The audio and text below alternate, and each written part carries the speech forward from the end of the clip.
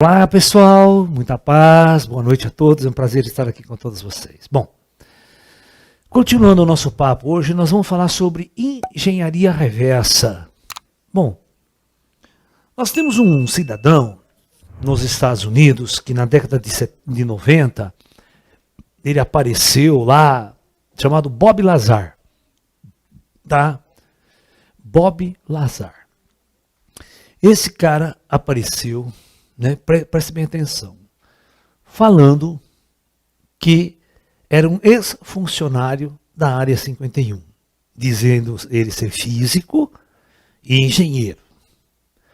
E que, quando ele trabalhava na Área 51, né, lá ele trabalhava em engenharia reversa de discos motores. Bom, sabe qual é o problema disso tudo? Primeiro lugar, a gente já vai começar já de cara a chutar o pau da barraca. Pela lei americana, sabe? Esse indivíduo estava preso e desaparecido.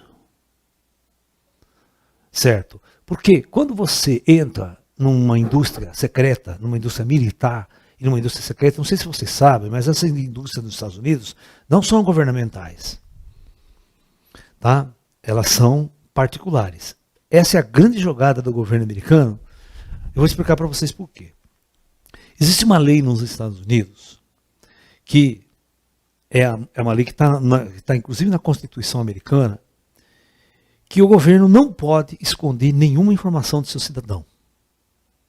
Que ele tem, por exemplo, ele tem que ter uma abertura. Tá? É proibido por... Tá? Então o que o governo americano faz? Ele faz todas as empresas, inclusive parte da NASA, ser particular. Aí, segredos industriais particulares não podem ser, em hipótese alguma, revelados. Cai numa outra lei, né, da propriedade privada, aquela coisa da propriedade intelectual, tal. Então, a primeira coisa, né, é que se ele saísse de uma empresa como a Área 51, uma das bases mais secretas dos Estados Unidos, falando o que ele fazia lá, a primeira coisa ele seria preso.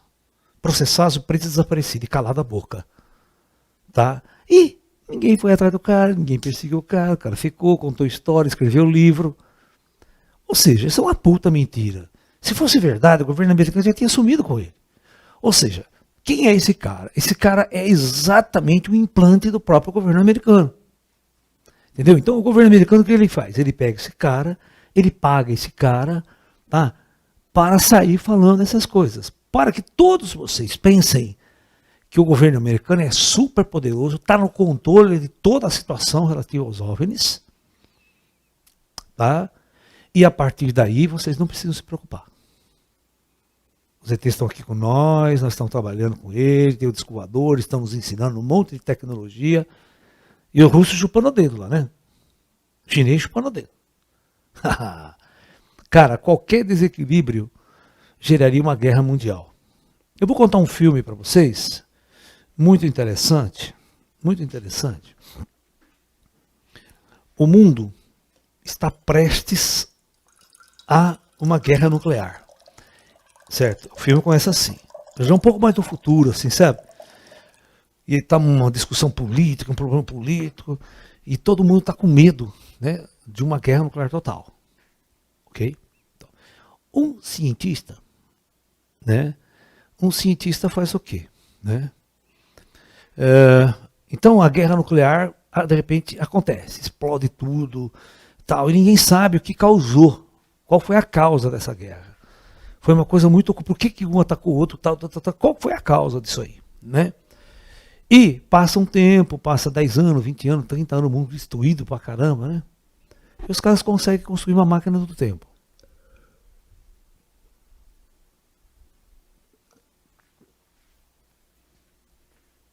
Então, eles fazem de tudo para voltar alguns dias antes, né? Alguns dias antes, para saber o que aconteceu, qual foi a causa da guerra nuclear, para eles tentarem evitar. Ok? Vocês estão entendendo o negócio? Então, presta bem atenção. Isso é um grupo nos Estados Unidos, um grupo secreto e tal. Então, quando eles conseguem voltar no tempo e descobrir a causa da guerra nuclear, sabe qual foi a causa? Os russos descobriram que os americanos estavam perto de inventar uma máquina do tempo.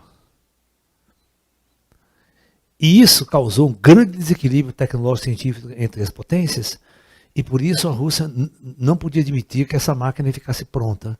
Por isso eles atacaram. Então a causa da guerra era a própria máquina do tempo que os caras tinham inventado para tentar evitar a máquina do... Vocês entenderam? Porque eles pensavam assim, se o cara inventar uma máquina do tempo, ele volta no passado e mata os líderes soviéticos antes de subir ao poder. Eu não lembro mais, é um filme muito antigo, um filme meio babaquinha, da classe B, sabe? Mas essa história é interessante porque eles estavam tentando evitar a guerra e eles foram a causa.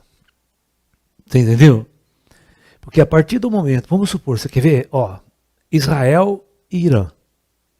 Existe uma rivalidade entre Israel e Irã muito antiga ali. Tá?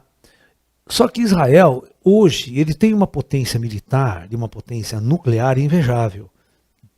Quantas vezes o Irã não quis destruir Israel dali? Mas limpar do mapa, varrer do mapa. Certo? Né? O Ahmadinejad, quando era outro presidente iraniano, ele fez 1000 discursos dizendo que o sonho dos árabes é extinguir Israel do mapa, exterminar Israel do mapa, que é a grande pedra do sapato do Oriente Médio. Bom, mas não tem força militar para enfrentar Israel, principalmente devido ao arsenal nuclear que Israel tem. Então, ok, então presta bem atenção. Então, qual que é o sonho do Irã? É desenvolver uma arma nuclear, assim como o Iraque.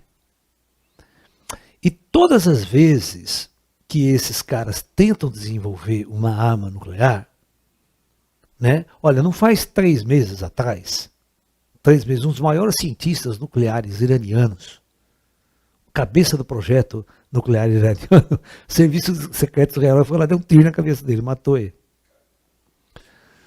Vocês estão me entendendo? O Israel não pode admitir um desequilíbrio de forças. Né? Então, antes deles produzir a bomba nuclear, eu destruo o Irã. Então, se eles perceberem que o Irã tem uma bomba nuclear operacional, Israel destrói o Irã com arma nuclear. Eles não podem admitir que o Irã, em hipótese alguma, tenha uma arma nuclear e lance contra Israel. Então, eles vão detonar antes. Entendeu? Bom, por que eu estou falando tudo isso? Exatamente por causa do desequilíbrio de forças. Imagine se eu capturo um disco voador e eu tenho um extraterrestre ao meu lado aqui. O serviço secreto russo estaria sabendo disso. Todo mundo estaria sabendo disso. Não é uma coisa que você esconde assim tão fácil. Sabe, tem muita gente abrindo a boca, muita gente fala, muita gente por dinheiro.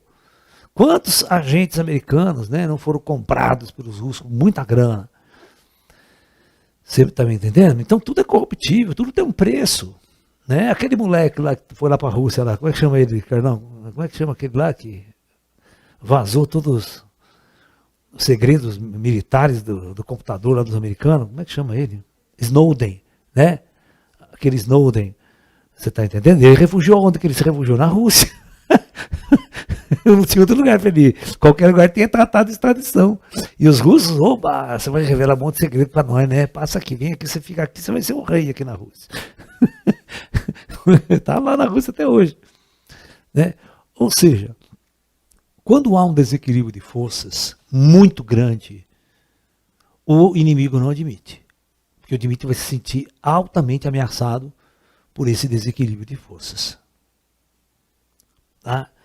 Então, vamos ver os pontos importantes que, nesses documentários que eu tenho visto pela internet, History Channel, o que eles apontam que nós temos hoje que foi feito de engenharia reversa dos discos voadores.